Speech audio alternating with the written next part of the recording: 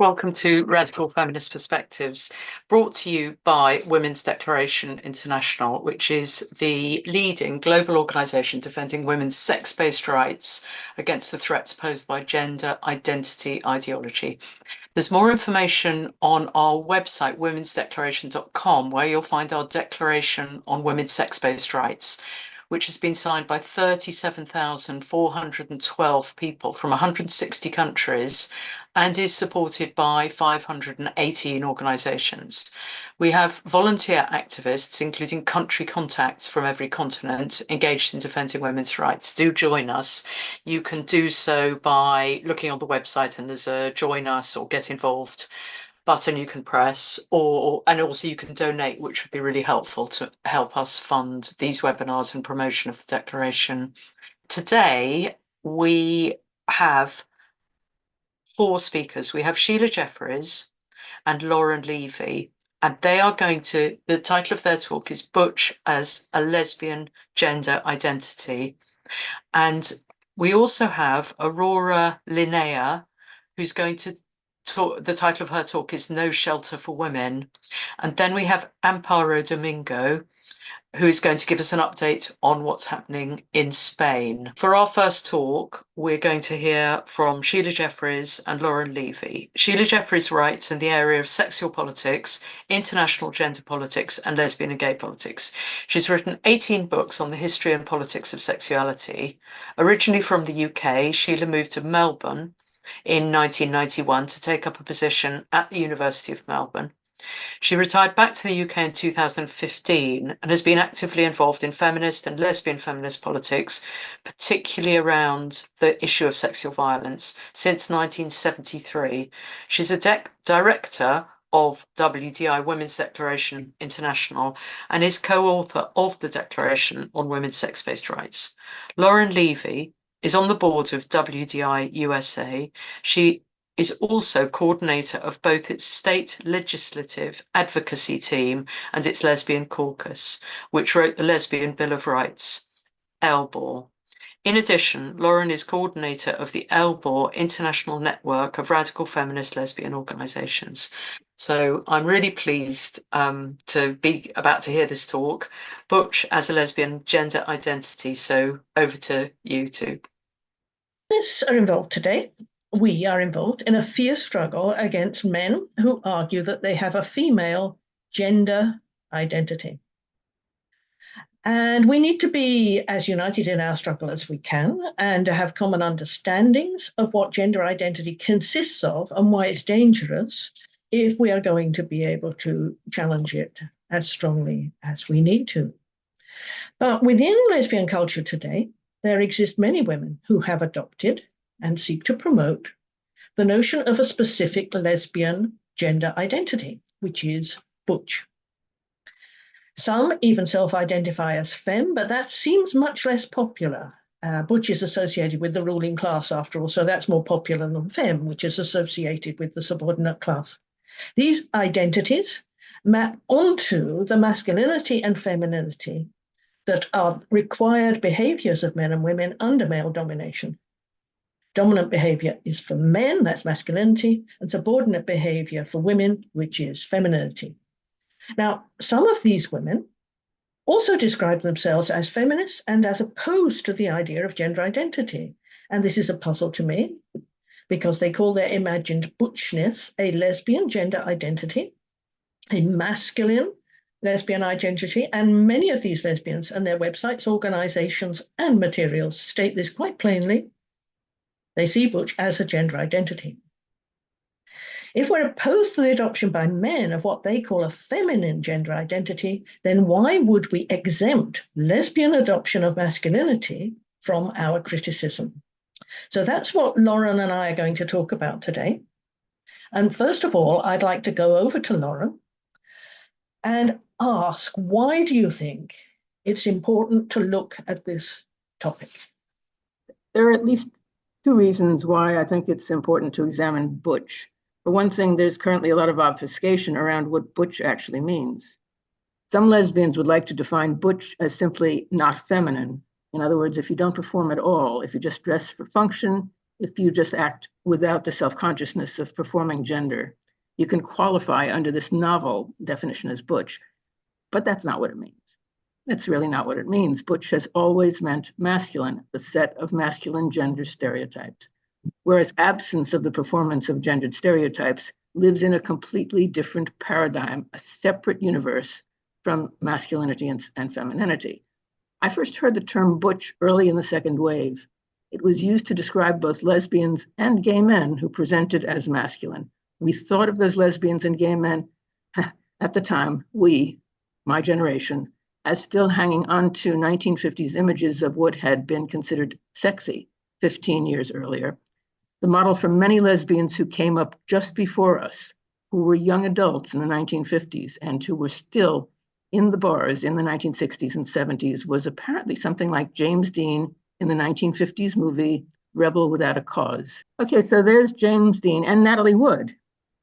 And he is brooding and intense, and he is gripping his girl. Also, he's looking away from her, off into the distance, perhaps at his inner demons, while his co-star gazes at him adoringly. Her body is pulled forward and off balance into his grip so that she must lean on him while he stands uncompromisingly straight, forcing her body to comply with his while his body makes no such concessions. But the prevailing butch model for gay men in the 1950s, 60s, and 70s was not so much James Dean. It was more the pornographic images created by Tom of Finland. These were actually postage stamps in Finland. So these images of butch are I think they exist in contrast to the James Dean type of image. These images of butch conveyed exaggerated, effortless dominance to the point of sadism. The artist himself expressed in particular how appealing the World War II Nazi uniforms were to him, how sexy they were. Note how the leather clothing is fetishized, with the seated gentleman hugging the shiny black military boot.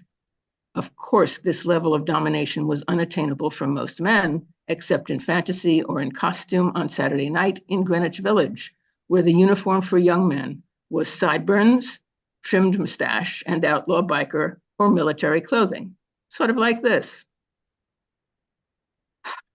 So in the 1980s, when Butch and its friend SM were staging a comeback, both images, James Dean and Tom of Finland, joined forces in lesbian culture in opposition to the egalitarian models of the women's liberation movement. But in the 1970s, the women's liberationists in Greenwich Village had a critical analysis of that terribly oppressive 1950s culture, including what we saw as its ridiculous butch posturing. We who were born right after World War II at the leading edge of the baby boom knew very well how oppressive butch was. We had all grown up with butch male heroes, cowboys and loners like the Lone Ranger, misunderstood diamonds in the rough, men with a secret past life, tough working class, angry, and above all, sexy young men who didn't follow anyone else's rules. In the 1950s, those guys were fed to us as admirable folk heroes who were hot, as the guys who rightfully got all the girls. But, second wavers rejected the whole deal. We wanted all the girls and all the women too. And we wanted them all to be free of James Dean and Brando and Elvis and the others. And we aimed to make our own new culture based on liberation and equality. We aimed, as Sheila has observed, to eroticize equality, which isn't hard. So I think another reason why it's important to look at masculinity and femininity with a critical eye is in order to change our culture from one that is patriarchal and oppressively hierarchical to one that is egalitarian. Women and lesbians in particular will be unable to take down patriarchy without a critique of how and why we ourselves support patriarchal behaviors and structures. Second wavers considered this self-critique to be crucial. The second wave of the women's liberation movement was based at its core on lots of local consciousness raising groups. Important academic writings grew out of analyses that were first made in CR groups. And then the ideas in those writings made their way back into CR groups for further development, and not just CR groups, into just discussions among friends and discussions with strangers at bars, and it was just in the air. Women talked about ourselves, our stories, and how those stories related to a patriarchal system of interconnected laws, customs, religious and spiritual beliefs, science, and family structures. So inevitably, women in those groups looked at our own life events, our own behaviors, our own feelings about them, and we developed some understanding. Not that bad things that happened to us were our fault, but that changing our own behaviors was probably the most accessible and most effective way to throw wrenches into the gears that drive the patriarchal machine, breaking it beyond repair. After all, if no women are willing to be enslaved or married or otherwise to exchange sex for life's necessities, how could patriarchy continue? Our thinking was if there were no slaves, there could be no masters. Furthermore, how could capitalistic economies survive without women's unpaid labor? So right up there with sisterhood is powerful was also don't participate in your own oppression. And so in our groups, we examined our own behaviors for ways in which we might be unwitting collaborators in patriarchy with an eye toward putting an end to those behaviors in ourselves. I'm going to look at the history from where Lauren was talking about feminists questioning all of this. So I want to go back and look at what they actually said when they started to question roles and question butch and femme. The rejection of roles was an integral part of feminism at the time of the WLM. Indeed, such a rejection was, according to Anne Coate, a very significant feminist theorist of the early 70s, the very definition of radical feminism. To me, it means the advocacy of the total elimination of sex roles. A radical feminist, then, is one who believes in this and works politically towards that end. Roles, she said, were male political constructs that serve to ensure power and superior status for men. And these roles are now called gender. So the work of radical feminism today is the abolition of gender. Now, gay liberation at the time, from 1969 to the early 70s, was very much committed to the elimination of roles too, because there had been butch-femme roles within gay male relationships, as well as within lesbian ones. And as one male gay liberationist in the UK put it, we've been forced into playing roles based upon straight society, butch and femme, nuclear marriages, which continue within the relationships the same oppression that outside society forces onto its women. That was actually from the early 70s, so it was in a collection. So that's very straightforward, and there was a great deal written about that, and the gay liberation in Britain particularly. In the late 1960s and early 1970s, the first lesbian feminists who started to create the movement in the US also opposed and criticized butch-femme role-playing. They were very familiar with it because they'd been in lesbian communities in the 1960s. They knew what it was all about. And first of all, here we have Del Martin and Phyllis Lyon, who were the founders of Daughters of Bilitis in the US. They explained that the demise of role-playing had been a long time coming. We have watched the decline of the butch-femme concept of relationship for 16 years. It's been a gradual decline. The stereotype has not yet vanished.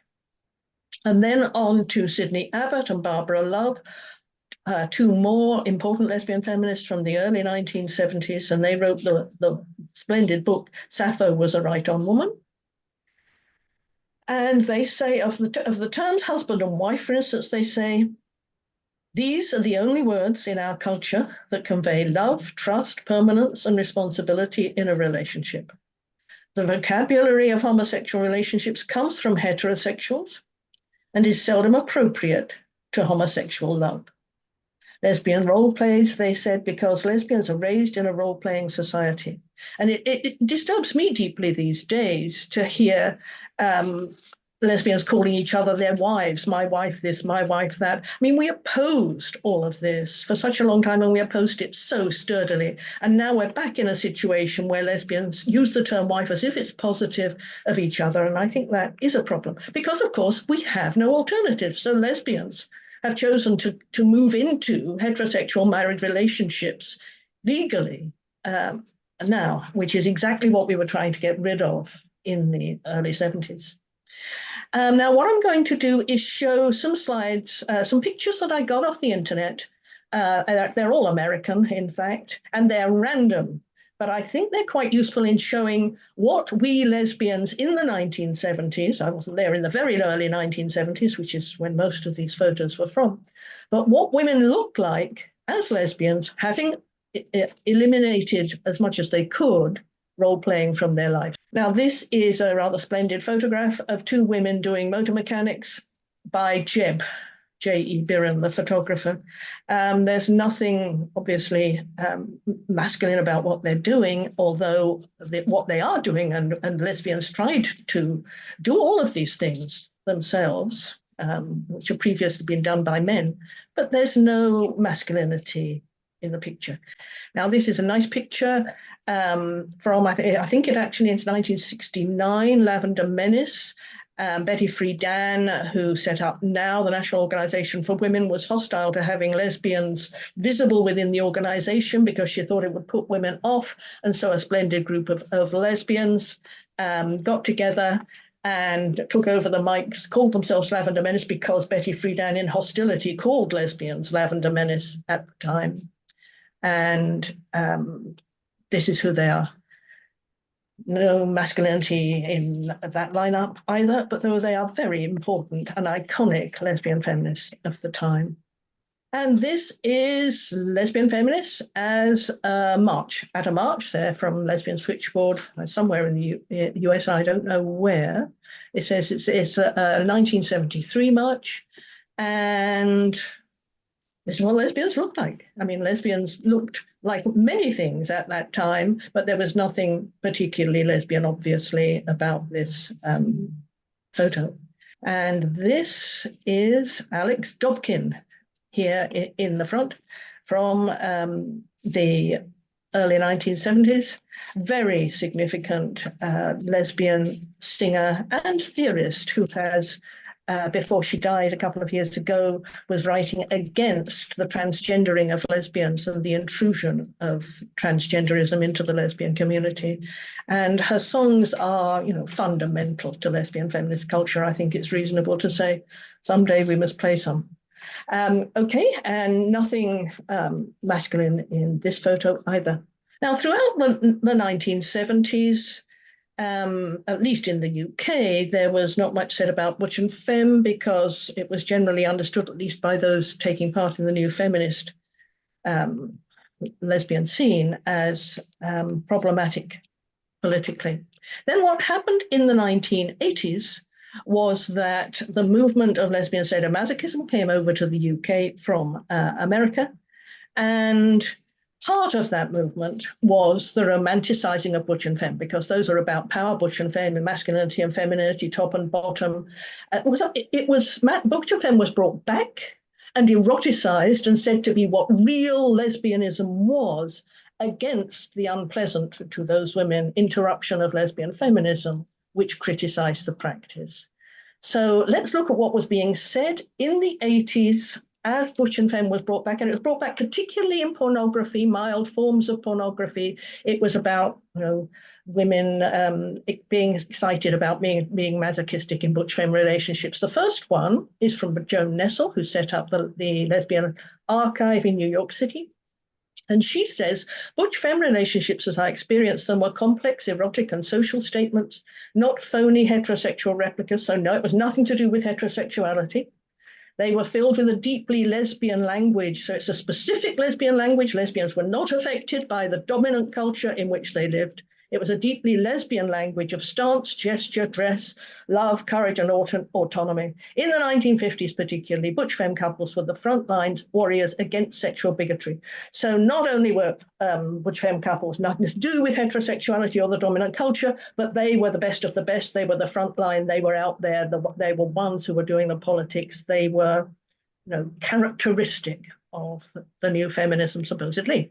Then there's Sally Monk. She's an English academic who's now a professor. She does a similar sorts of things. She says that role-playing is visual, tactile, and oral. It's a scent, maybe even a taste. And it's about being open to listen, to recognize, and receive. Butch femme is lesbian gender, experience from the inside. It is a mode of articulation and a living movement. It is the way our bodies speak our desire. In short, butch femme is a way we can inhabit lesbian desire, a habitus. I mean, I have no idea what she's talking about. I have to say to you, I have no idea what she's talking about because this is sort of academic speak. But in all of the lesbians, pornography and erotica being created around at the time around butch and femme, there is this sort of language which makes butch and femme actually what lesbianism is. We're supposed to accept this is what it is, even if we don't understand what they're talking about. So butch and femme were brought back and eroticized as part of sadomasochism in the mid-80s. This is a couple more lesbians talking about the problem with feminism. Lesbian feminism is it wasn't sexy enough. And this is the US Femme, Amber Hollibau. He accused the feminists of having neutered sexuality through criticism of roles, SM fantasy, or any other sexual differences. It's important to recognize that these women are unable to see lesbian sexual attraction to each other than in the form of a power difference, butch and femme, which was absolutely not what the rest of us who were being very enthusiastic about sexual relationships with each other at the time were doing. So we're sort of written out of the picture if our sexual interest in each other is not organized around butch and femme. She said lesbian feminists challenged roles because they were profoundly afraid of questions of power in bed. So we were afraid, and you should not be afraid of power. What she means is power difference, because if somebody's got power, somebody else hasn't. She, like other role players, thought feminism was boring because it became this really repressive movement where you didn't talk dirty and you didn't want dirty. It really became a bore. That's very odd, this talk dirty stuff. I don't understand why sex should be dirty and why talking about sex should be talking dirty. It's really strange sort of throwback to the 50s kind of language, really. Then the femme therapist, Arlene Ishtar, she opined that when she slept with lots of dykes in the WLM, it was warm and soft and home, but well, it wasn't hot. Madeline Davis said that she could not understand not being role identified.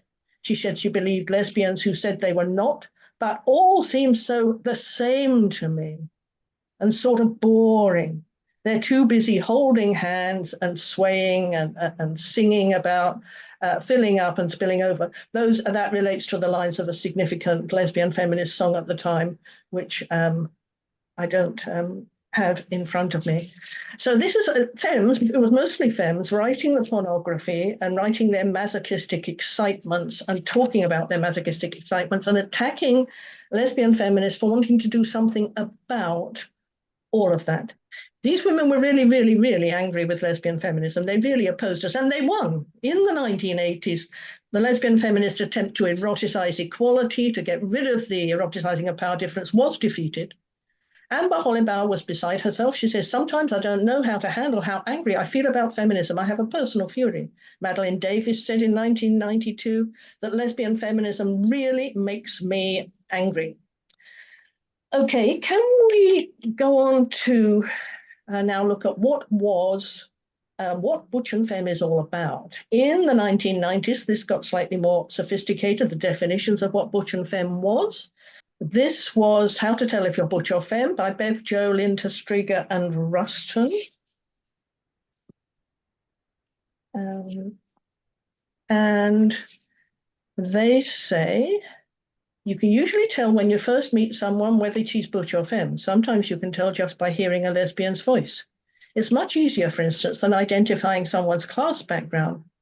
Femmes are more likely to move and make gestures in ways that are traditionally feminine, including the flapping wrist or playing with their hair when talking, even if it's only an inch long. It's really interesting because one of the ways apparently you can recognize men who transgender, and I've got a feeling it's even written into the legislation in Australia, is that they flick their hair. So what's interesting is that femmes who are lesbians and men who have feminine gender identities are both play with their hair. Now, more details are supplied in their book, which is called Dykes Loving Dykes, in the form of one honest femme self-recognition list. Feminine activities like sewing, needle crafts, cooking, and other things designated as women's work feel like something that belongs to me and to my sphere of activity. Extraordinary stuff. And this is by Bev Jo, is still very, very influential in the lesbian community, but she came out with all this sort of Mills and Boon romance novel stuff. I mean, in some of these books and definitions, it talked about how butches would deal with spiders and mice because, of course, girly girls were not able to deal with such things. Now, I had dinner with these women one night in San Francisco, and it got to the point where they said to me that, you know, they could recognize as soon as a woman walked into the room whether she was butch or femme. And I walked out. But of course, I was in the middle of San Francisco and had no idea how to get back to Diana Russell's house where I was staying. And in the end, Bev Jo took me home. But I just thought that was so extraordinarily insulting that they had pigeonholed me somehow in this way, and they were about to tell me what it was. So that was the game. I do think that the game is still going on. I have a question for Lauren. I was in the UK tracking these developments mainly through printed sources from the US, in fact. There was a cult of sadomasochism developing in the 80s, and Butch was a part of it, perhaps in the UK, although I wasn't aware of that because no one I ever knew identified as Butch. What was happening in the US? US lesbian culture in the 1980s, as I recall, was characterized by what some observers call the sex wars. I remember conversations about how hot similarity and symmetry can be, as well as revolutionary among radical feminists. A sexual interaction between non-performative women whose presentations resemble each other and whose presentations reflect functionality and suitability for work, as opposed to decoration. That's revolutionary. And for us, a women's revolution was exciting. In response to the criticism that sexual desires and behaviors are immutable, in other words, I am what I am. I was born this way. We responded, but of course humans can change ourselves. Second wavers had changed ourselves and tremendously. You know, we had overcome our childhoods in the 1950s. And we had witnessed other women changing themselves. Actually, if changing one's own desires and behaviors is not possible, then Big Psych is really in trouble, which it should be, but for other reasons. But there was rebellion against all of that beginning in the 1980s, egalitarianism, rebellion against the egalitarianism. The Michigan Women's Music Festival at that time prided itself on diversity among the festies, the attendees. So attendees could choose from a myriad of areas, physical areas to hang out, including a chemical-free area, an area for late-night loud partiers, and an area for openly practicing SM. And there was a butch parade and many other areas. But so while pretty much everyone had a comfortable zone at Mishfest, and they also came together as women in all their diversity to enjoy the music and the total immersion in lesbian space, the factions didn't admire each other. The SM dykes and the butch femme throwbacks seemed to feel that they were way more socially transgressive than boring vanilla lesbians and political lesbians, as Sheila has mentioned. In fact, they wondered out loud whether radical feminist lesbians could actually generate enough heat to have sex of any kind.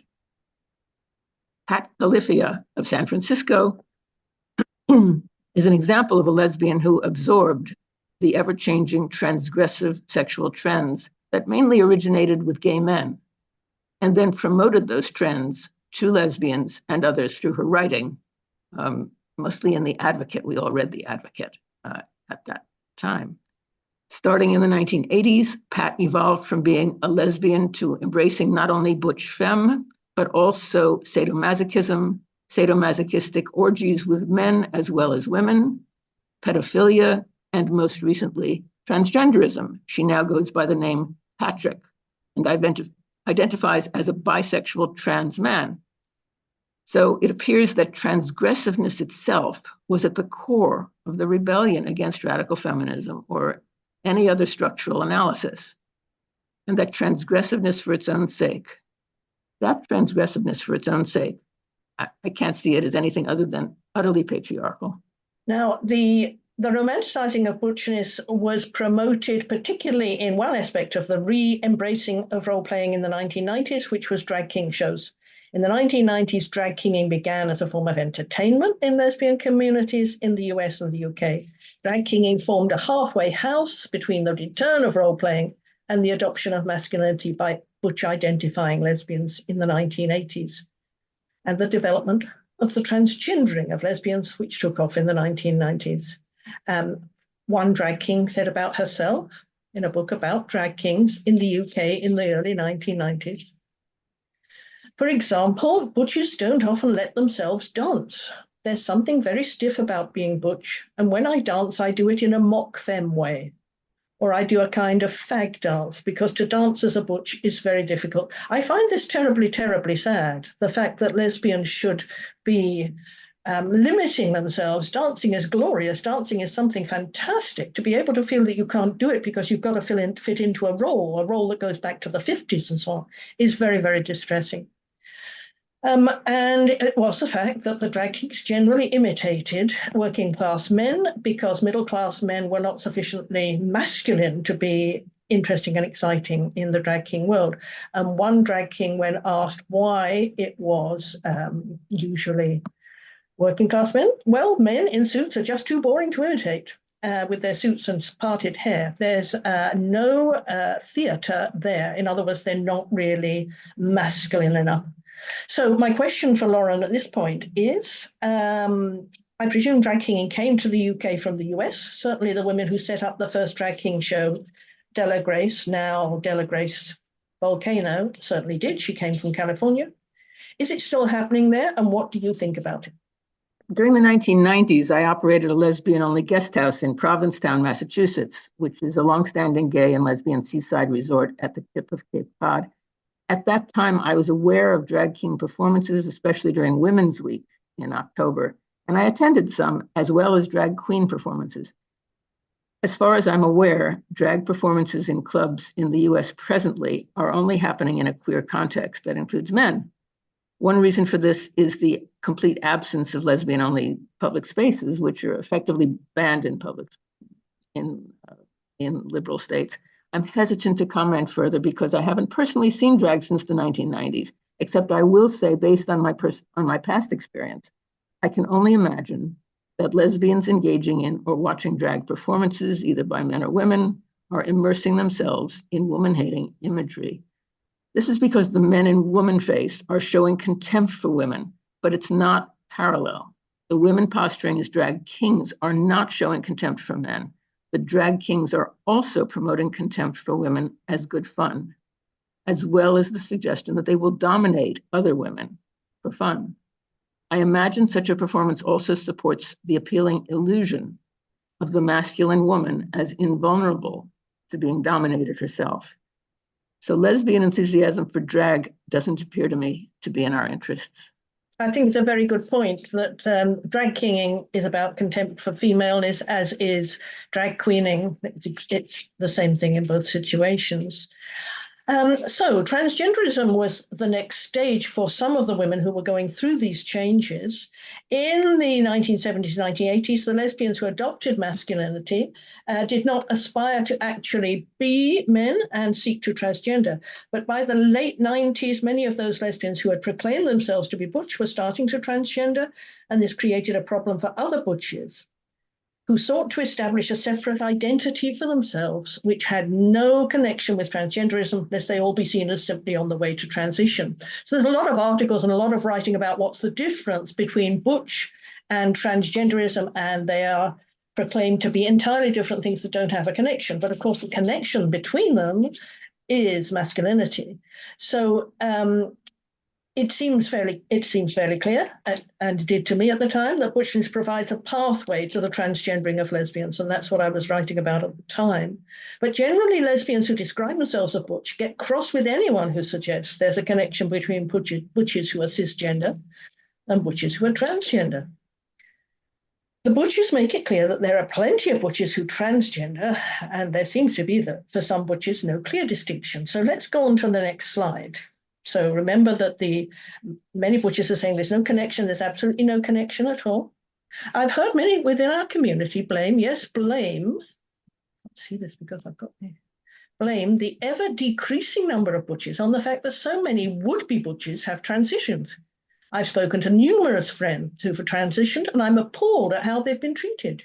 Many who have transitioned to FTM have shared that their lesbian friends no longer consider them part of the community because they now identify as men. What I think is interesting about this is, yes, there is this worry that there's a decreasing number of butches, and it may be because some of them are transgendering. But what's interesting is this woman says there's no connection at all between butches and lesbians who transgender, although then it's quite difficult to know where the lesbians who transgender come from.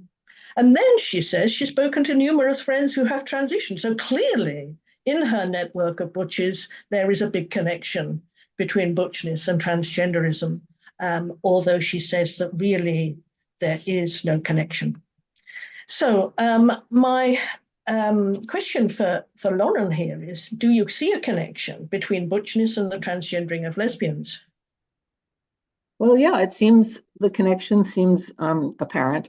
I see a butch to trans continuum that is analogous to the butch to SM continuum of decades past. On online dating sites presently, it is common to see lesbians stating up front that they seek either butch women or trans men. So I think it's widely conceived of as a continuum, and perhaps that's accurate. Perhaps it is a continuum, despite protestations from TERFs who identify as butch. Also, in a context where lesbians are effectively prohibited from meeting publicly exclusively with other lesbians, if you want to go clubbing, the only option is to mingle with the queer crowd and leave your turfery at the door. And where butch lesbians used to try to be as masculine as possible, so as to have as much social capital as possible in lesbian social circles, now there are three factors that are different. First, lesbians are held in contempt in queer spaces. We're not even considered lesbians if we're TERFs. Second, there are men in those queer spaces. It's real hard to out-butch a man. And third, some women in those queer spaces are taking testosterone, and it's real hard to out-butch a lesbian on T. So you can see the attraction of a likely competitive advantage for some young lesbians who might otherwise identify as butch lesbians to climb onto the trans wagon instead. There was a great deal of venom directed at lesbian feminists by some women who identified as butch in the mid 2000s to up till now. There's still quite a bit of it. And this is a woman who called herself Dirt from Dirt on her blog on the internet. On seeing on Twitter that I was due to give a talk about the incompatibility of role-playing with lesbian feminism, and a lot of women are very angry with me that I give such talks, she opined, with much use of capital letters and the color red, that I had been a straight-bian, i.e. not really a lesbian at all, for 4 decades. So what happens is, because you won't go along with butch and femme, it can be that you're told you're simply not a lesbian at all because butch and femme is lesbianism. She says that I have for a long time been flapping my gums about that which she detests but knows not, i.e. lesbians. So I know nothing about lesbians. I'm accused of being intent upon muddying and uglying lesbians. She says of herself, my wife and I are the only kind of lesbians that can and do exist, biological lesbians. Specifically, she is a femme lesbian and I am a butch lesbian. So according to the dirt from That's What Lesbianism Is, she attacks Julie Bindel as well, I think Janice Raymond, and a great variety of other lesbian feminists who she says are not really lesbians at all. And they're really bisexuals or straight-bians and so on. So a question for Lauren is, are you aware of any hostility between role players and feminists in the US generally? Current turf culture here, as I read it, doesn't handle conflict very well. So many of us go to great lengths to avoid conflict rather than trying to examine and resolve differences. The term agree to disagree comes up a lot. I think this is because turfs know we all need all of us, and butch femme is a divisive distraction from the battle against transgenderism, which turfs are clearly winning, by the way. Analysis of the related born that way doctrine, whether about butch femme or sexual orientation itself, tends to be similarly avoided. But underneath the détente, the hostility is there. And how can we move forward in regaining our civil rights as lesbians if we never analyze in what ways reenacting butch femme constitutes participating in our own oppression? We need a theoretical understanding of how we ourselves behave in the world, and we need a principled strategy. We have to find some ways to talk about it without taking offense and going away mad. Today, in the US in particular, not so much here in the UK, there's a thriving butch community and culture in the space where once there would have been a lesbian feminist community. It consists of conferences, groups, magazines, support websites, merchandising. And I find now that the media sometimes use the word butch where they should be using the word lesbian. They say, you know, I talked to a butch, I talked to a group of lesbians. So the word butch is taking over from the word lesbian in some situations, and that's quite a problem. Those involved in the butch community can be extremely hostile to feminists who question the practice, as we've seen above. This is a butch flag. Very unattractive, isn't it? It has poo at the bottom. I don't know why that tends to be the case with these flags. I don't know that it's much used, and I hope that it never takes off. It's so ugly, I can't imagine it would. Now, there are conferences that take place and have in the last 10, 15 years called Butch Voices. There are also conferences for femmes. These are in the US. And the most recent Butch Voices conference was 2021. This is the Butch Voices conference, which went on from 2008 to 2021. And what it says about itself, Butch Voices is open to provide education, community support, positive visibility, and cultural activities to all self-identified butches, studs, aggressives, their allies, and the general public. Aggressives, I mean, how extraordinary. How could that be a positive thing? But it is. I guess it's the association with sadomasochists and tops and bottoms and so on. So we now have butches allied with aggressive. Studs is a term more usually used in the Black community. Allies and the general public. So they see themselves as victims. They're the public face of lesbianism. They are victims. They get attacked. They need allies. Anybody who isn't a butch, women, like probably a lot of us here, should really be being allies to the butches who are a kind of heroes of lesbianism. Why do you think it is that there seems to be this thriving butch culture today? Thanks to the resurgence of woman-hating, both by men's rights activists on the right and queer and trans on the left, lesbians are widely held in contempt and outright hated everywhere. We are, after all, the only women who deny sexual access to all men, and in 2024, that's forbidden. Taboo. The very word lesbian gives lots of lesbians the creeps. They can't even say it without experiencing shame. Butch, as well as trans man, seem to offer more dignity because they're associated with men. Some lesbians still say they're gay women rather than lesbians because, again, gay teams them with gay men. Dignity, protection. Furthermore, butch and trans man evoke imagery of valor, as Sheila mentioned, especially if those identities are claimed as they are to be inborn. In other words, it's claimed that a butch can't help herself. So if the butch behavior is innate and immutable, she can claim to be victimized in a way that is similar to racism. In the face of butch phobia, she can understandably be outraged, emotionally traumatized and fragile, and courageous, like the James Dean character in Rebel Without a Cause. This is all in stark contrast to a political lesbian who is currently dismissed as privileged because she acknowledges that she has a choice. So claiming a butch identity serves as an individual adaptation to gaining more social currency under patriarchy's current version. But it does nothing good for women or lesbians as a class.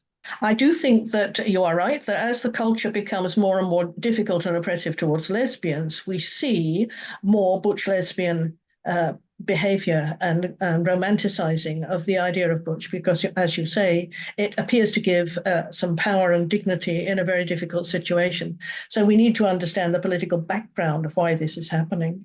But presently, I think there is a bit of a criticism of all of this, as in you and I speaking here today. So to sum up, how does butchness harm lesbians and feminism? Well, butchness is a Trojan horse. It is the patriarchy within us. It is enthusiastically participating in our own oppression as women in patriarchy. As Leah Keith has famously pointed out, patriarchy gets us to do this by eroticizing our own oppression as women, by reinforcing our own attachment to the oppression of women, by literally getting off on it. I hope we can stop doing that. The idea of butch is a problem for our struggle against gender identity. We want to abolish gender identity, we want to abolish gender, and the idea that lesbians hang on to it is a bit of a problem for us. And also, butchness harms lesbians in the sense that it romanticizes masculinity amongst lesbians, which leads on to the transgendering of lesbians and the promotion of the idea to young women that butchness is something to be emulated and to go for, even to the extent that you might want to take testosterone and make yourself more masculine because that is the effect that it has. Okay, so thanks very much, Lauren, and that's it for now. Right, we're going to now go to Aurora Linnea, and Aurora Linnea is a radical eco-feminist writer making her home in the state of Maine. She's a regular contributor to the Women's Liberation Radio News blog, WLRN, which is just unbelievable and has been going for a lot longer than 4 years, monthly, making a fantastic radio show. So many of us will have heard you, Aurora, on that. And you're going to be, the title of Aurora's talk is No Shelter for Women. So over to you, Aurora. I'm going to be talking about my piece in the Women's Rights, Gender Wrongs anthology. My piece is called No Shelter for Women, a case study in the outlawing of women's spaces. So I worked at a women's shelter in Portland, Maine from 2016 to 2021. I was part-time support staff there, working a couple days a week and more often during the COVID lockdowns because my other places of work were closed. The shelter that I worked for was part of a larger organization serving unhoused people in the Portland area.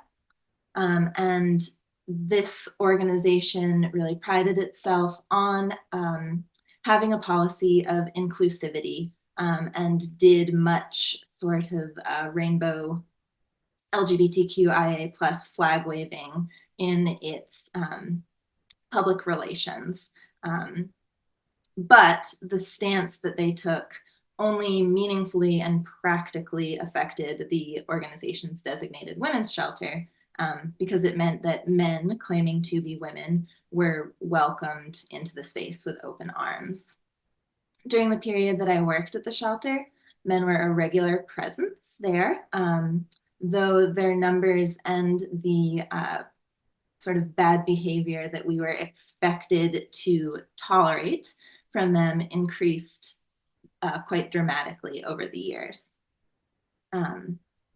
Women's response to men in the space typically sort of manifested as a chronic low-level discomfort, though there was more acceptance of certain regulars who were either men who had been there in the shelter for quite some time without incident, or they were men who were known in the community, within the community to be relatively harmless, despite being men.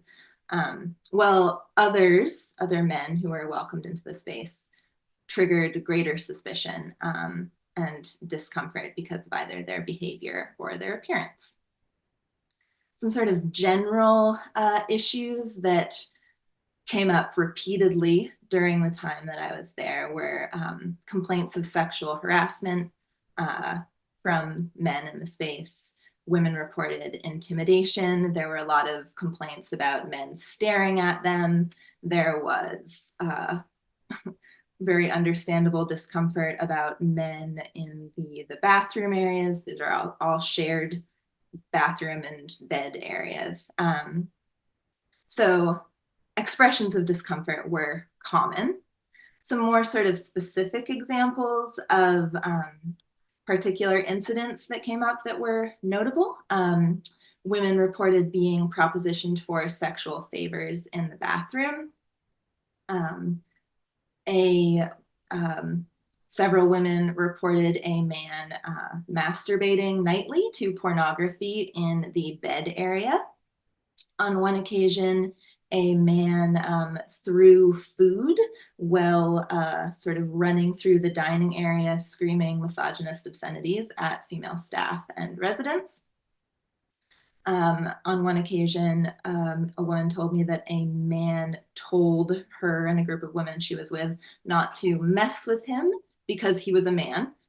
So he self-identified as a man in that instance, whereas in other cases he claimed to be a woman. There were 3 different incidents of men threatening gun violence in the space, which, to kind of give a comparison, in the time that I worked there was 1 threat of gun violence from a woman in the space. There were fortunately far more women in the shelter than there were men, so the 3-to-1 comparison is pretty notable. Another regular issue was men in the shelter behaving in a romantically inclined way towards female staff. So male clients of the shelter would try to sort of get women staff alone in offices and sort of corner them, or fixate on a particular female staff and really follow them around, making work life pretty uncomfortable. Indeed, I myself spent one summer pretty much hiding out in the laundry room to avoid such an individual. I got really good at speed folding. As the most egregious case of a man and his male aggression and bad behavior in the shelter, there was a man who I call Alex. He was in and out of the shelter space for about a year-long period, during which time he was the subject of many complaints, from visible erections to constant oogling of women to women who perceived him as stalking them through the space. He was also quite severely mentally ill and volatile. And he was eventually suspended from the shelter for a while because he, on one occasion, stood over another trans-identified male's bed at night, which resulted in an altercation, and then he was suspended from the space. So I thought it was really interesting at the time that it was his behavior towards another man and not towards any of the women that got him suspended from the space. And then during his suspension, this individual, he attacked a local McDonald's restaurant with a chainsaw. He threatened the cashier with the chainsaw. He chased someone through the restaurant with a chainsaw and then proceeded to take his chainsaw out into the parking lot and attack parked cars. This was a pretty splashy event in Portland, Maine, It definitely made the local news. And so women in the shelter space were well aware that this had happened and recognized the man as the culprit. And then after he was released from jail, he was welcomed back into the shelter not long after. So this man who had proven himself violent and volatile enough to perform a chainsaw rampage at a McDonald's was welcomed back into the shelter space with women who knew that he was capable of this level of violence. When women voiced concerns or complaints or reported harassment to my fellow staff people, they were generally ignored. Something that I noticed soon after I began working at the shelter was that these types of complaints, when women made them, they might not even be marked down in the daily log of it's kind of like an incident report. So these complaints and reports would not be marked down in the daily log necessarily unless I took the initiative to put them in. So they were being really left out of the record. It was my distinct impression that when these concerns were raised, it was judged to be a symptom of transphobia on the part of the woman rather than bad behavior on the part of the man. And so these reports were discredited and dismissed. And they could even result in scolding if the women, when referring to the problematic man, referred to him as a man. They would be corrected for using improper pronouns, penalized for misgendering, and maybe even themselves threatened with a couple hours out of the space or this sort of thing. Gaslighting was also really common. So I heard my fellow staff people tell women things like that everyone in the space was a woman, that this man who was harassing them was a woman, just like the rest of us. There are no men here was also something that was said on multiple occasions.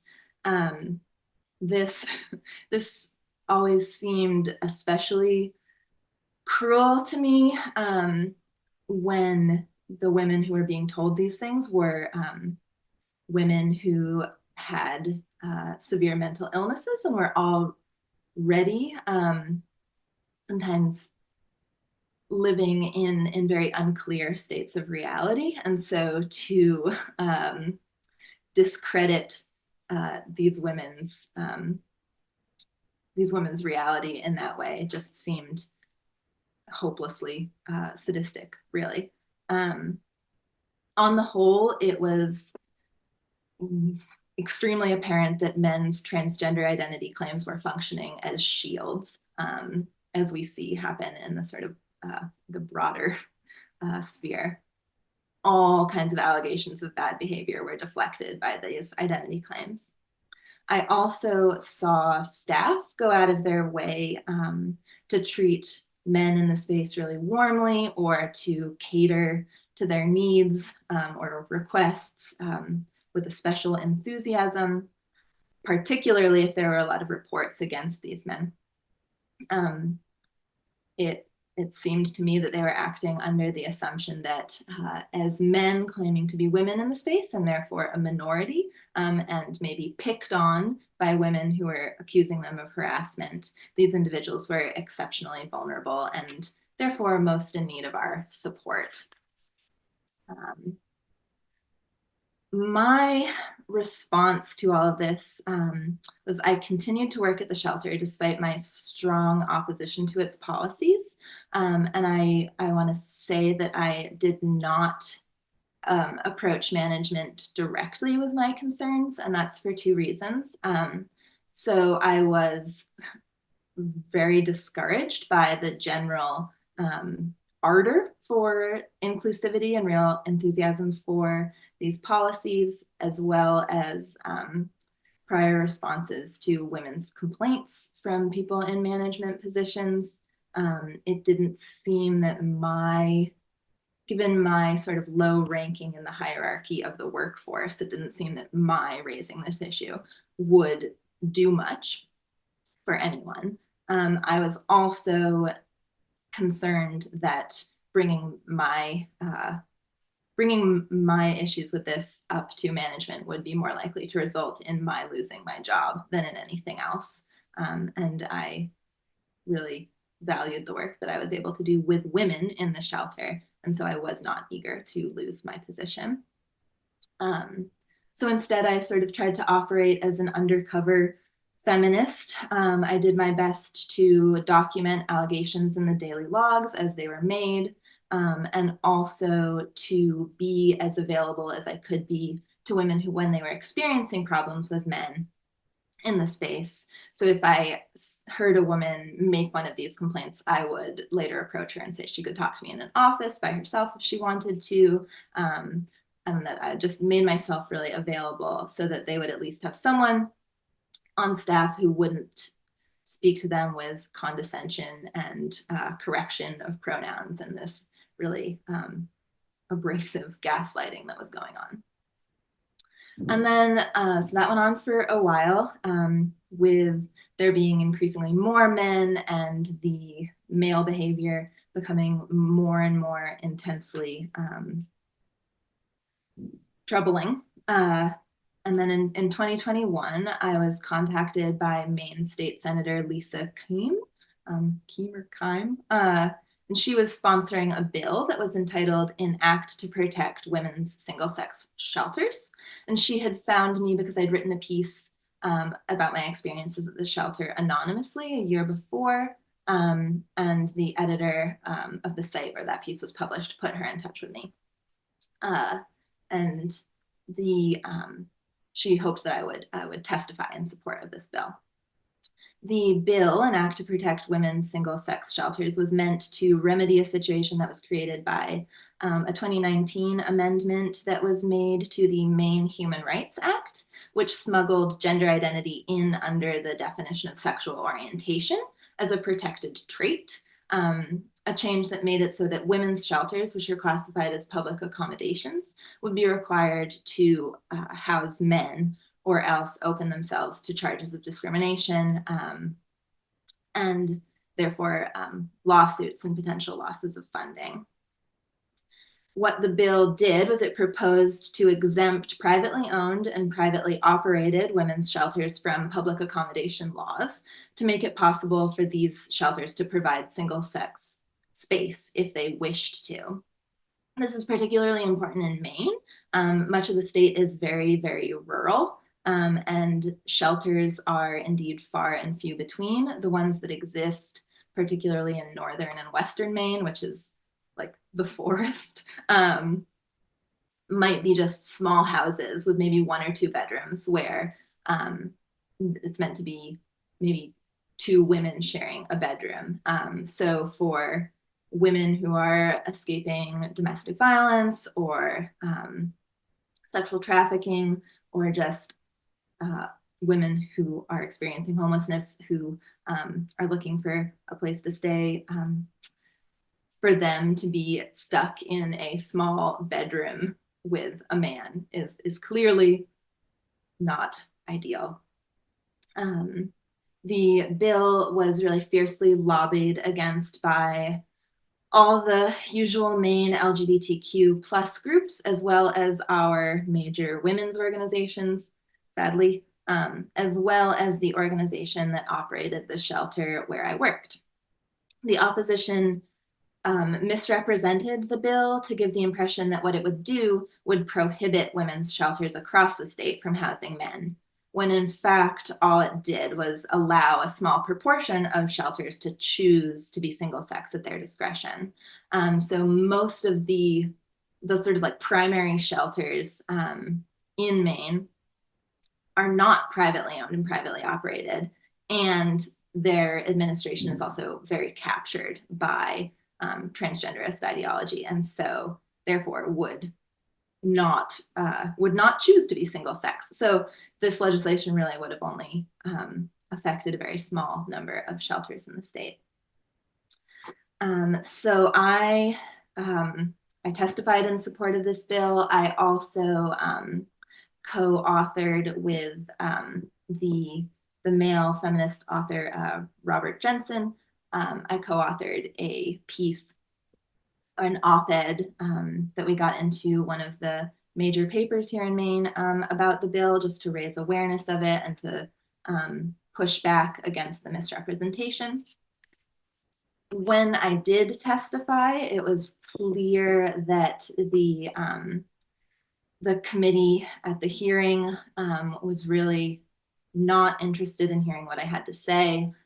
They hardly asked me any questions. They delayed my testimony by about 2 hours, which Senator Keem thought was sort of a direct or a deliberate attempt to kind of force me out in hopes that I would not be able to stay 2 extra hours, but I did.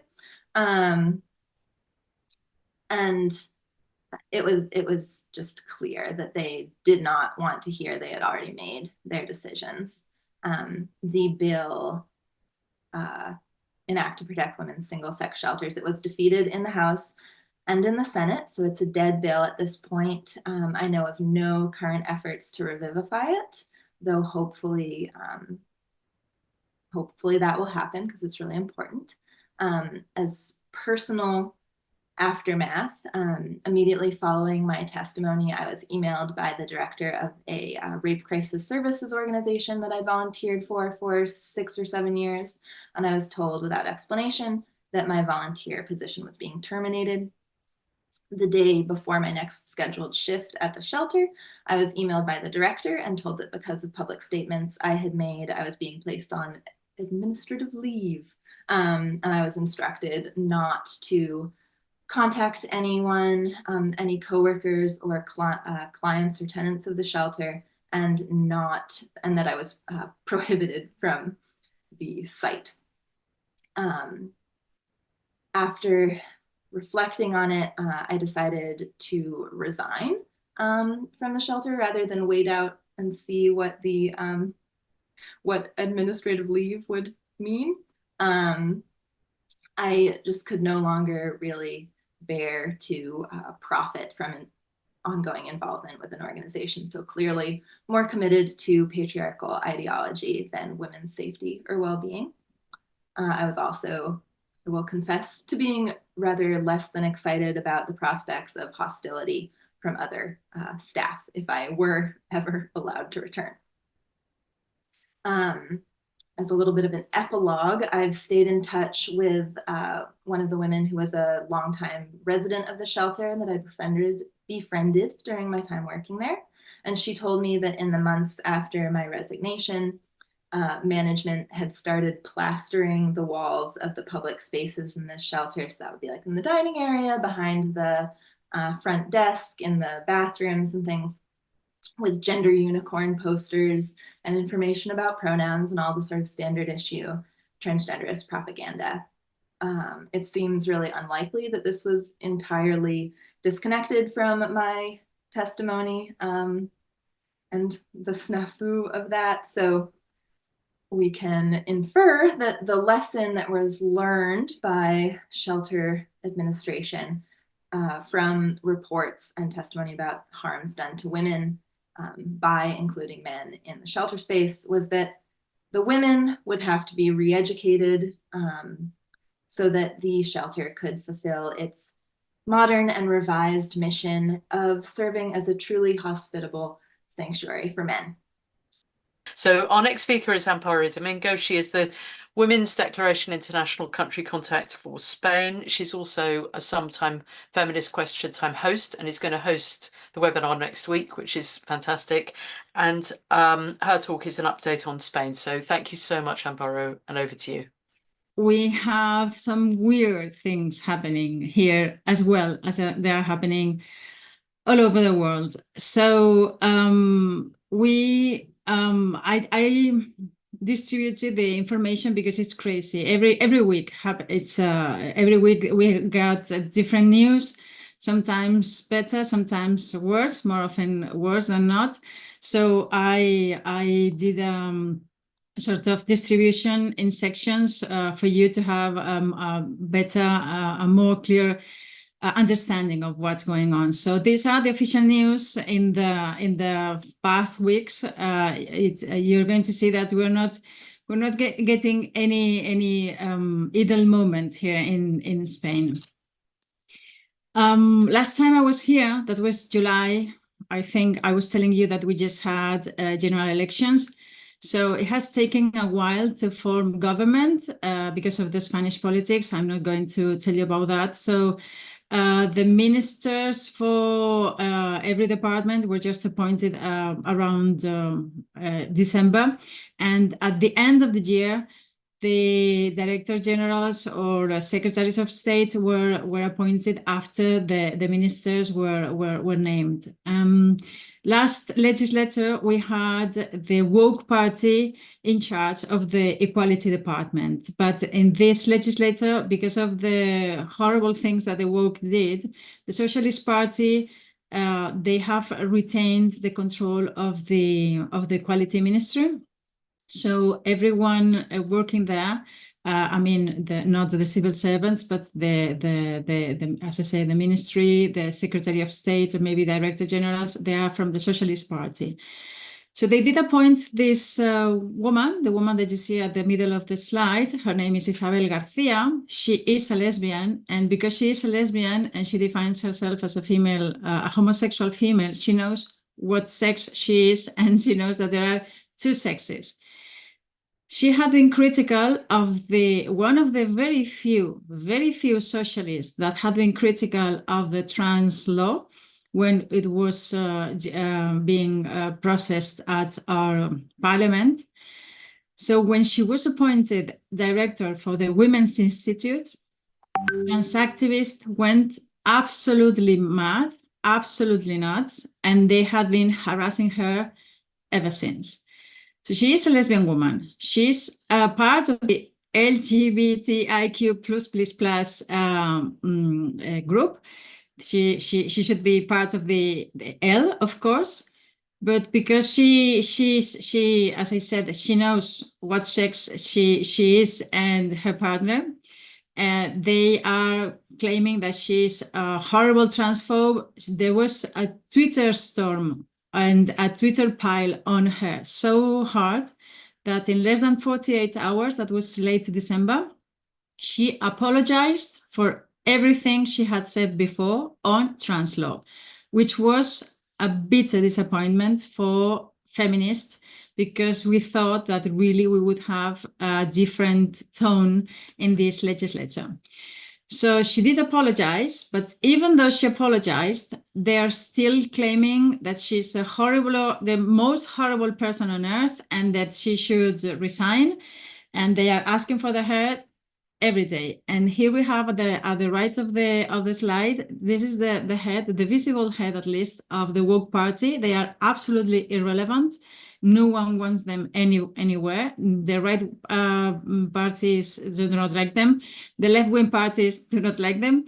But this tweet from Ione Belarra, as I said, the head of the woke party, you have it translated here. She says, "Transphobia is not an opinion, it is a hate crime. Today, I made it clear to the Minister for Equality that she must dismiss the director of the Women's Institute." And I want you to have a good look at this picture, because later on it will appear again. You see the scarf and all that, so you can see this. This is Isabel. Next slide. I'm going to take a minute for you to really understand the situation we have here in Spain. This is a demonstration. There were not so many people. This was a demonstration at the gates of the Ministry for Equality of trans activists demanding the head of Isabel Garcia 10 days after her appointment, because they cannot let it go. They have to have her removed from government.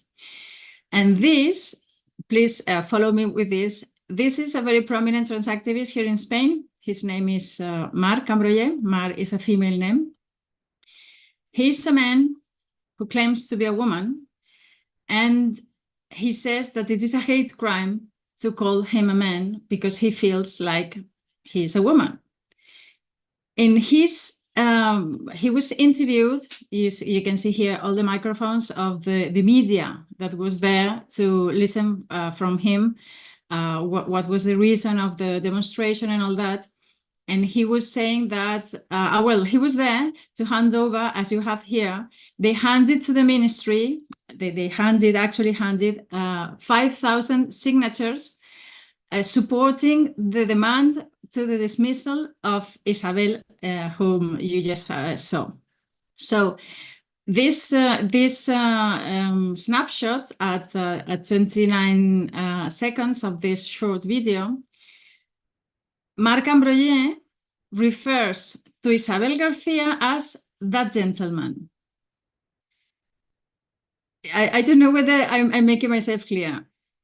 They want to make a hate crime, so-called misgendering. So we cannot say that this man is a man, but he calls a man, he calls a lesbian a man because she has short hair. But that is not a crime, that is not hate crime, that is, I don't know, freedom of expression. So really, this is the state of Spanish politics here. As someone is saying, you can make it up. Really, this is the expression, you can make this up, was created for this. So here we are. Not only they handed over 5,000 signatures to the Ministry of Equality, so they would be really forced to sack Isabel Garcia. They filed a complaint at the Supreme Court. No one has ever done that I know of. Here in Valencia, where I live, we have the far-right party ruling because they were elected. They are in coalition with another right-wing party, not as extreme as the first one. There's a former toreador, head of the regional department of culture, and the party he belongs to, they deny that there's male violence against women, and they are in power because they were appointed as a part of the democratic process. And so they have made a complaint to the Supreme Court, and the Supreme Court, instead of laughing out loud, they have accepted the claim, and they have asked, you have here the translation of the headline. This is an actual headline. This is a snapshot of an actual headline. For you have here the link, the URL. So the Supreme Court asked the Ministry of Equality for the file on the designation of Isabel Garcia. The Supreme Court has admitted the appeal lodged by transgender groups who think that that appointment violates the dignity and rights. And I just remember you that she's a lesbian woman. And I told you that you should have a look at the picture. This poster that they are holding at the demonstration in front of the ministry, this is the previous picture. This is the picture of Isabel. You can see the red cross over her face. They really want her removed, and they cannot stand the sight of her because she knows what a woman is. So this is the minister, the new minister for equality. And because of the things that have been going on in the Spanish politics, as you have seen, she's very, very entertained. Some days ago, as you see, the date is January 25th. This is very recent. All of this is very recent. It all happened in January, end of December or January.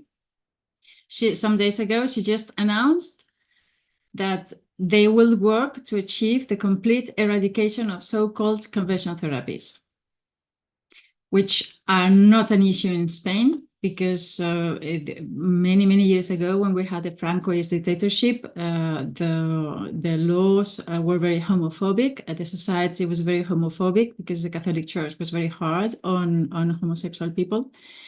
But Spain is one of the very tolerant countries. We were early adopters of gay marriage. I know that Sheila and others are against a marriage in general, but what I mean is that gay people, they have equal rights in Spain, even they are fully capable of adopting kids, they do have same rights as any straight person here in this country. There's nothing that any person for being gay they are excluded from. Aside from this ban on so-called conversion therapies, which we don't know what it is, of course, transgenderism is gay and lesbian conversion therapy, as we all know. They also announced that the employment rate of trans people is 80%.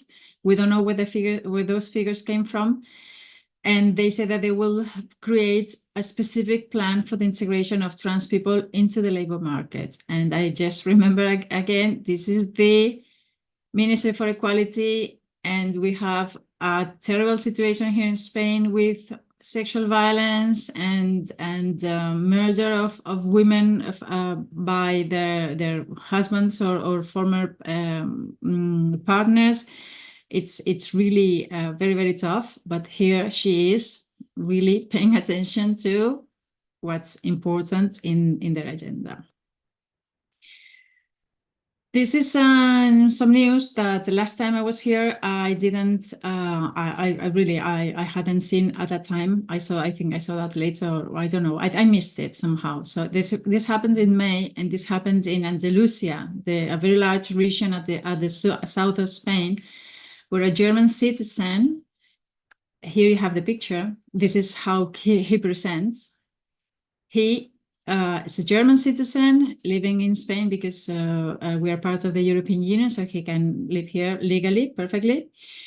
He was registered as a woman for social security purposes and IRS purposes, and he was very annoyed because in his passport he has an X mark, like he's non-binary or undefined. So he was very upset that he was called a woman by Spanish administration. So he sued the administration. There was a process that took 4 years. I guess there were appeals at some parts of the process. I haven't read the whole history because it's not available. So it ended up in the High Court of Andalusia, and the High Court of Andalusia ruled that because he has the undefined gender mark in his passport, he had the right to have that in Spain as well. So this opened the door to having a marker that is either male nor female. This is a novelty in Spanish legislation, in Spanish administration. There had never been anything like that. This is really, really novel because there's no gender mark. We only have sex in our IDs, in every document we have. So after this ruling that was in May, I saw this news because now in January, the Central Registry of Foreigners, and this is a nationwide organism, an organ. They depend on the Homeland Ministry. They have established a third box called undefined for every foreigner that have the undefined marker in their passport. So that ruling that happened half a year ago in Andalusia has already spread to the Central Registry of Foreigners, that they have the registry of every foreign people living in Spain. So now we're going to have a gender marker, non-binary gender marker for at least the foreign people. It's still illegal for Spanish, but this is the direction trans activists want to go, and they are opening the gates at this level to normalize the situation. In the regions, the things are also getting very interesting. In Madrid, there were changes in the legislation they had, because in Spain, we have a system like in Scotland or the Länder in Germany or the states in the United States. So there are regions, or we call them autonomous communities, with same region or state or how you want to call it. So we have devolved matters and reserved matters for the state, and almost every region have their own trans law. And the Madrid law, they had self-ID, but just for the devolved matters as health and education. And because now there's a right-wing party, they have restricted the conditions. So they have eliminated the concept gender identity in Madrid law, only for the region of Madrid. They have gone back to a language more in the medical field. They talk about transsexual people, or they talk about having psychotherapy sessions with patients and having assessments by specialists and all that. So the trans activists are furious. Feminists think this is a very mild change and more changes should have been introduced to really restrict, of course, much more any transition, because as you know, the vast majority of people that are demanding those services are young, troubled women. But at least there's some how to say, they are gatekeeping. I don't know how to express this, because I might lack the technical legal term, but it's at least some way of narrowing down the amount of people that goes through this process. Also, they did forbid that activists went into school, could go into schools to give workshops about sexuality or gender or whatever. Only specialist people, only professional people like nurses or doctors or social workers are going to be allowed to address children in classrooms, in these schools, which is a very sensible thing to do. Before that, it was the trans activists, anyone sent by the local Stonewall, so to say, were going into the schools to tell the children that there are as many genders as they want and all that. And as I said, this happened because Madrid has a very conservative party ruling the region. But Catalonia, they have a coalition and mostly left, and they are going into the opposite direction because they are enhancing the current trans bill they have. And as you see, they write trans with the asterisk. That means it is an open term. It's open, it's wide, it's infinite. So it is now in, they have opened a consultation for the public. We still have a week to send our submission. We're going to do something about this because, of course, we oppose this idea that there is gender identity innate in every person. And I haven't been able to fully read the text, the actual text, but it's full with woke lingo like non-binary. They talk about transphobia, intersex phobia, conversion therapies. They talk about trans people with gestating capabilities, which are women, but the one don't want to be called as women. So really, this is quite tough. But the many people is aware of this consultation, and I hope they will get many submissions. This I haven't been able to read either because this was announced 2 or 3 days ago, and I haven't been able not even to locate the file with the actual text. But this news is from this very week in the Basque Country, which are also very woke. It happens, as you might have noticed, Catalonia and Basque Country are very woke. It's the same with Catalonia or I think it's the Flanders in Belgium.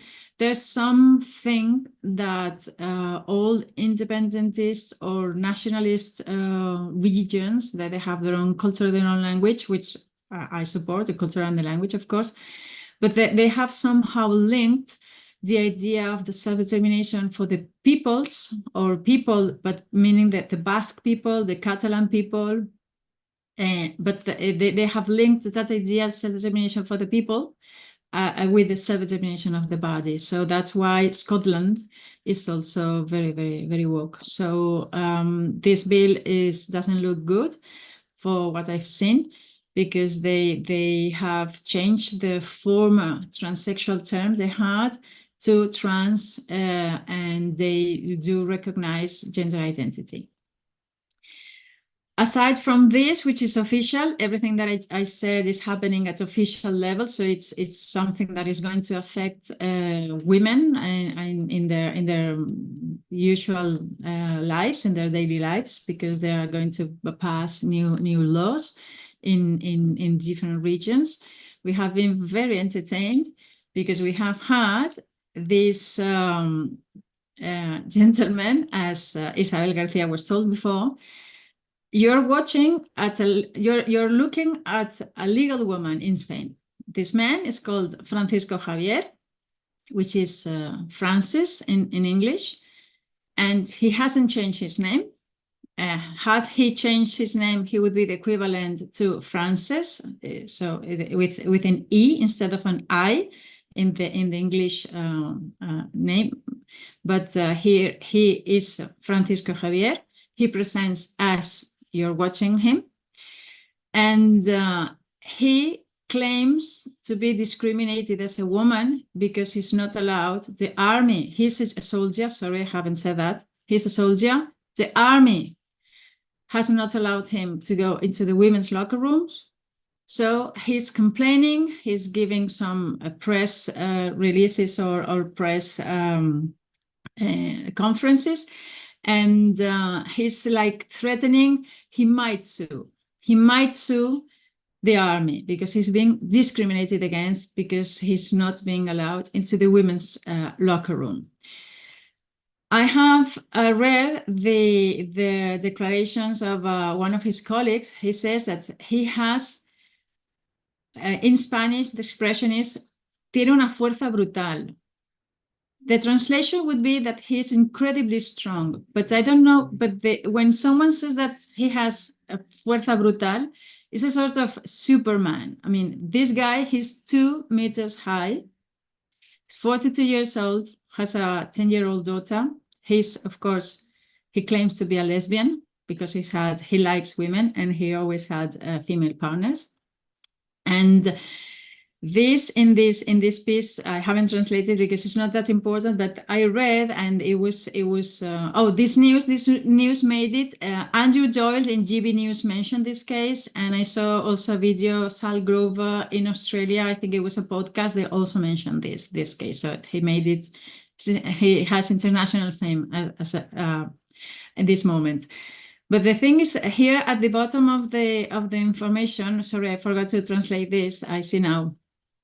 He went to a TV dating show last year. Here you have. He was last year at a program called First Date, where it's a sort of a blind date. Contestants, they match, the program matches 2 people, and he was there looking for a woman because they do have gay people there, and sometimes a woman is looking for a woman or a man is looking for a man. I don't follow this program. I have never seen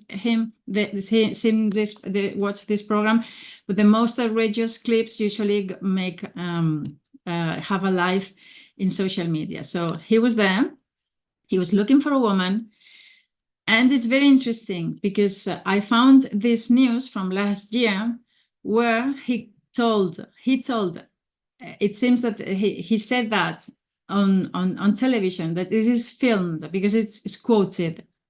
So he said that he was aroused by long hair and high heels, and he confessed that he started enjoying when he found a pair in his size, a pair of shoes in high heels, his size. He's working as a military, as a member of the military during the mornings, but in the afternoons, as you can see here, he says he's a military, but also he's a beautician. He works as a beautician, has a beauty parlor. And the article said that he works as a member of the military in the morning, and in the afternoon he devotes himself to the world of aesthetics and facial treatments. They say that it all started when he was using a laser to remove tattoos and gradually discovered his passion. This is 2023. No one knew he was considering changing legally his sex. He did so after they approved the trans law, as you know that we have. So now we are in the situation where he is already a legal woman. No other change aside from that tiny letter that appears on every ID that says whether your sex is male or female. And that's the situation we are having. And I will let you, we are all guessing that he's a clear case of autogynephilia, but the word has not appeared anywhere in the information about him, but the signals at least they seem to be very, very clear. This is another legal woman in Spain, as you see him. But this is an activist in the manosphere. He's a YouTuber. He hates the previous Minister for Equality, the Secretary of State. They were very, very woke.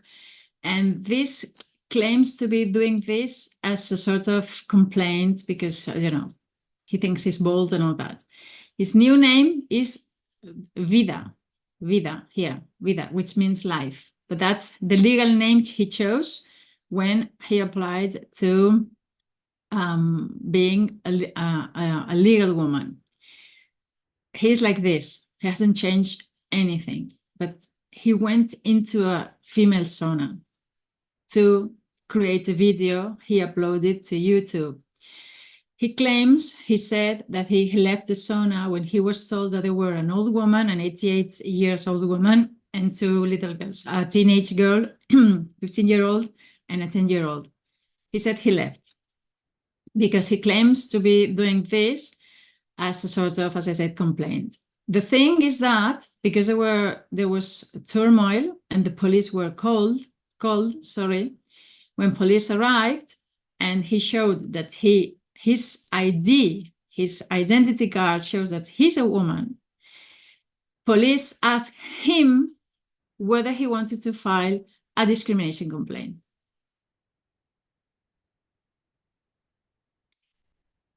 He won't. So, I don't know. Well, this will go into YouTube, so I'm not saying anything further. Also in January, everything I'm telling you, the Francisco Javier, the Vida, and this one all happened in January while the trans activists were hounding Isabel García. So if you want to be, I don't know, entertained, you come to Spain. Here we have news every day. This is some race in the mountains. There was this man who, his ID is male, his name is male, everything is sex, of course, is male, but I mean, his ID, everything. When he went to inscribe, to enroll in the race, he found out he had arrived late. I guess there are a certain amount of spots, and all male spots were already taken. No males could enroll in the race at that point. What did he do? He added an A to his name and enrolled himself instead of Kim as Kima. I think he put on some makeup and all that. So when the organizers were about to announce the winner, they announced the female winner, who is a 20 years old woman. But then he was, no, it was me. Because I enrolled as a woman. So, and there were some bad behavior. He was very bad. They say, the news say that he was aggressive and all that. So in the end, they gave him the prize. The prize was a ham. He's here holding the ham. He did all that for a ham. So while I was preparing the slides, there was a very happy change. Oh, sorry, I haven't read for you this is the translation of the headline. This is an actual headline. You have here the URL, because I do snapshots of everything, because I really, sometimes I'm afraid you're not going to believe me. This is the headline. And he says, he's a gender fluid athlete because I feel like a man. He's a man socially with his wife, his kids, with his friends, every time. But in the mountains, I feel like a woman. He's gender fluid only when racing against women. Good update. I found about this today. They have found a way of taking him out. But this is just a temporary victory because they have read the rules and they said, this is the translation of the paragraph that the rules said that anyone that considers themselves a transgender and want to participate in the other category, they must submit an affidavit that is going to be evaluated, and that should be done at least 6 weeks before the event. So when he registered at that time, because of the turmoil or that, they didn't know what to do, so they let him go away. But now they have corrected the record, and here you have Laia Montoya, 22 years old, first. This is the actual classification of the race. So Laia Montoya is now first. That man has gone back to his 55th place in the male category, but this is a news from today. At least I read that today. I think it was published yesterday or something like that. And meanwhile, on the feminist front, aside from reading all this news and being so entertained with everything that's going on, we did my group, WDI. I brought this here for you. We participated in the consultation that Rem Al Salem opened about prostitution, because we thought that it was very important to talk about the importance of sex-segregated statistics to talk about prostitution and sexual exploitation of women. So we submitted a short paper with that had 2 axes. First, about statistics and information that are going to be distorted or rendered unusable if instead of sex we use gender. And the second axis was linking the defense of gender self-determination with the legislation and normalization of prostitution. So because it's the same people in both sides, the same people that are rooting for the regulation of prostitution are also the ones pushing for self-ID. So our conclusion is that if violence suffered by women is obscured or made invisible, and the violence committed by us is artificially increased, by including crimes committed by men as our crimes, the false perception of equality based on distorted data can lead to a reduction in resources to combat the inequality between the sexes, which can only have a negative effect on women's rights. What happens when women have fewer rights and protections? That the conditions become even more precarious, and their increased vulnerability makes them easier prey to the prostitution system, which includes pornography and reproductive prostitution, as Sheila calls surrogacy. It is a circuit that feeds back on itself, and we must break it. So we told the rapporteur, the special rapporteur, Rem Al Salem, that we must defend the sex-based definition of women, Article 1 of CEDAW, in order to also defend reliable data with which to have clear statistics on the situation of women and girls in our society, so that we can promote policies that aim to achieve real and effective equality between the sexes. We have also good news, because there's a TV presenter that is very outspoken she knows what's going on. She knows about the dangers of self-ID for women in sports, in prisons, everywhere. And she's also a radical feminist because she's an abolitionist of prostitution, surrogacy, porn. And this is a tweet she tweeted yesterday. Everyone was very supportive. Of course, she gets trouble. She's sometimes harassed by trans activists, but we feminists are very supportive of her. So she is the one breaking the silence wall in Spanish TV right now, and we hope that she will remain speaking her mind, and that other feminist women and maybe some allies will be brave enough as she is to also speak their minds. So this is good news in Spanish television. More good news is in a couple of weeks. We're going to have the second international conference of the FENCO, which is the feminist organization, the feminist educators for co-education. And they will organize their second international conference. The first one was online. That was November 2021. It's going to happen in 2 weeks time, 17 and 18 February, and it's full. It's fully booked. They opened the admissions and it's fully booked, and no one else can register because they really sold out. Well, so there's a lot of interest in this, and all talks and lectures are going to be very interesting. They really are working very hard, and they are very brave as well.